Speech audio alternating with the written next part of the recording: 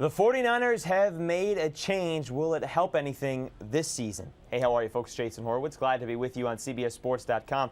Let's bring in our NFL columnist, of course, for CBSSports.com, Clark Judge, joining us on the phone as he does every single week. Clark, you covered the 49ers a long time, and it has been a long fall from where they were when you covered them to where they are now. But what happened with Mike Nolan 2 years ago from when the team had 7 wins, looked like they were about to turn the corner, to when he was fired Monday night? Well, nothing, and that's why he got fired. I mean, this team keeps losing, and they haven't shown anything on offense. I mean, they took a step backwards last year, and you can make all sorts of excuses, beginning with Alex Smith, but when he and Alex Smith had that falling out, I thought, this is trouble. This is going to be trouble for the head coach because we're getting 2 different versions. Doesn't bode well for the future of this organization, especially when it's Mike Nolan who staked his reputation on Alex Smith as the first player in the draft. Mike Nolan couldn't win ball games.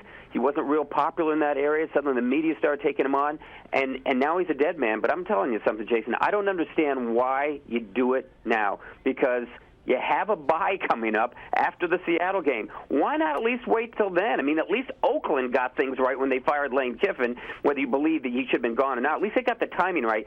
The 49ers couldn't get the timing right here. Well, that brings up another point, Clark. It's the 3rd head coach fired, and we've only played 7 weeks in the NFL. Can you remember any other time like this in the NFL where this many coaches are gone mid-season? No, I don't. And I think, you know, we look at it in the offseason, you see a lot of people changing jobs as well in the offseason. I think it's because there's just not a lot of patience anymore. No one has the Steelers philosophy. You'll put a guy in there and just leave him go for, 10, 15, 20 years. No one has that philosophy. 3 years, and that's a long time now in this league. And now we're looking at seasons. Guys can't even make it through the season. You have to have 1 or possibly 2 in the past. That wasn't, extraordinary. But to have 3 this early, I don't recall it at all. And I do think it's a mark of the impatience of owners and fans. But do you think we're done yet? I mean, we've talked... Probably not. I mean, look at Dallas. I mean, there are already people clamoring for Wade Phillips' head down there.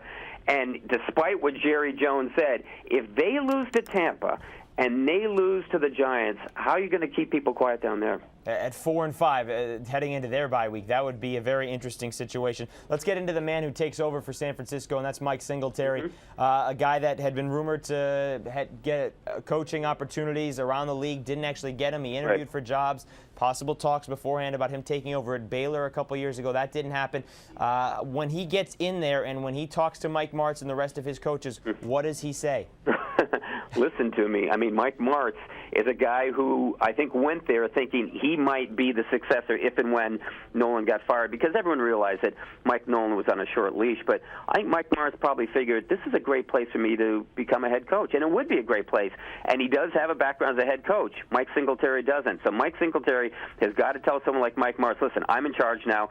Forget about what might have been. You got to listen to me. Mike Singletary is a very persuasive guy, very likable guy. I think the players will respond to him, but he's never been in this position before, so we don't know what to expect. He has no track record as a head coach, and that's why I get back to the timing, Jason.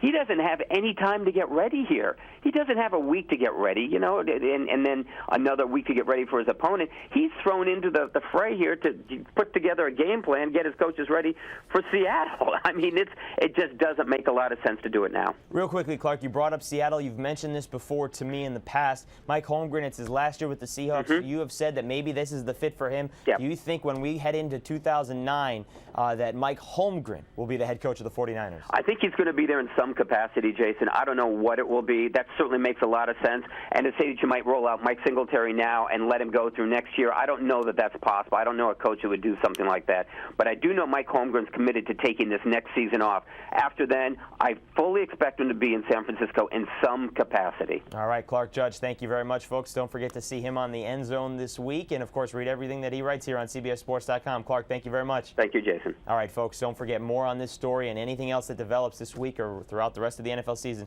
Check it out here on CBSSports.com. For Clark Judge, I'm Jason Horowitz. Take care, folks.